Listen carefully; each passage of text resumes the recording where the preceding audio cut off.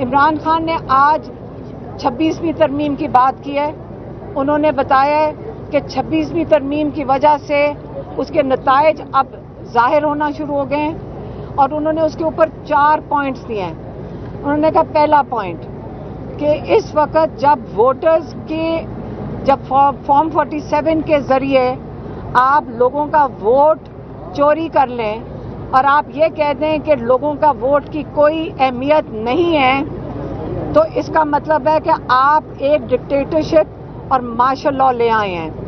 اور دوسرا پوائنٹ یہ تھا کہ اگر آپ عدلیہ کو ایک گورنمنٹ ڈپارٹمنٹ بنا دیں اور ججز کے ساتھ یہ کریں جو اس وقت کیا جا رہا ہے, یہ دوسرا پوائنٹ ہو گیا کیونکہ آپ رول آف لاء کو ختم کرنے کی کوشش کر دی ہے, اب شروع ہو چکی ہے.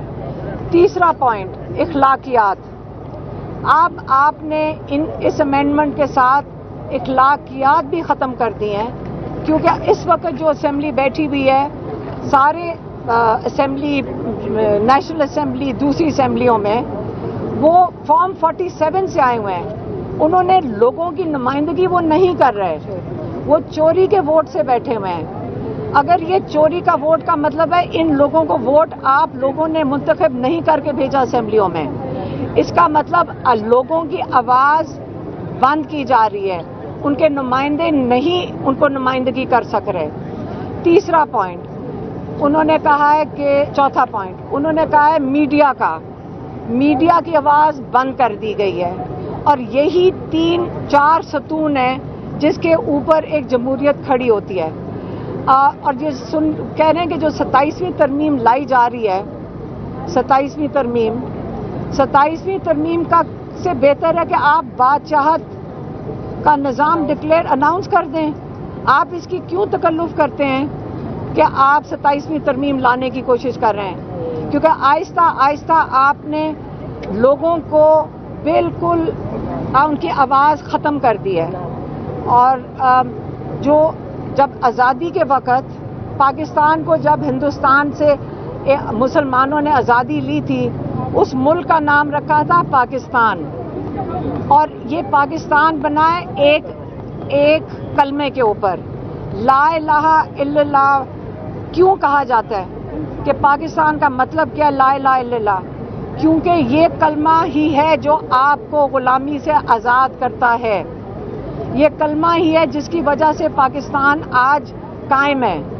انہوں نے یہ بھی کہا کہ یہ جو حالات ہیں آج کل غلامی کے جو آپ کو بالکل مکمل طور پہ غلام بنایا جا رہا ہے, اس سے بہتر ہے میں بھی جیل میں ہی سارا وقت گزار دوں تو کوئی اس غلامی سے بہتر ہے. اور اگر باقیوں کو بھی جیلوں میں جانا پڑے, کہتے ہیں کہ جیلوں میں جانا بہتر ہے بنسبت اس نظام کو قبول کرنے سے, اس غلامی کے نظام کو قبول کرنے سے. اس لیے انہوں نے آج اناؤنس کیا ہے, انہوں نے کہا ہے کہ اس غلامی کے نظام سے بہتر ہے کہ آپ فوراً 10 محرم کے بعد اپنی پارٹی کو انہوں نے انسٹرکشن بھیج دیا ہے کہ آپ تحریک شروع کر دیں اس غلامی کے نظام کے خلاف. اور انہوں نے ایک اور چیز ہے انہوں نے پنجاب اسمبلی کے اندر جیسے بھچر صاحب نے لیڈ کیا انہوں نے مزاحمت لیڈ کی, اس پہ انہوں نے ان کو اپریشیٹ کیا. انہوں نے کہا میں شروع سے کہہ رہا ہوں ان اسمبلیوں میں کوئی ضرورت نہیں ہے آپ کو ان کو لیجیٹمائز کرنے کی.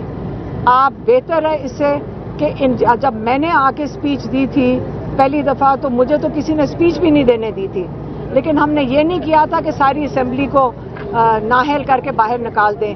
اس وقت 26 اراکین ہیں پنجاب اسمبلی کے انہوں نے بین لگا دیا ہے اور انہوں نے کمیٹیوں سے بھی اتار دیا ہے. تو انہوں نے کہا کہ جب انہوں نے بتایا بچر صاحب کا بتایا تو انہوں نے کہا کہ بالکل صحیح کہہ رہے ہو, اس سے بہتر ہے کہ آپ لوگوں کے نمائندے ہو, اس سے بہتر ہے کہ اس اسمبلی کے باہر آپ اپنی اسمبلی لگا لیں.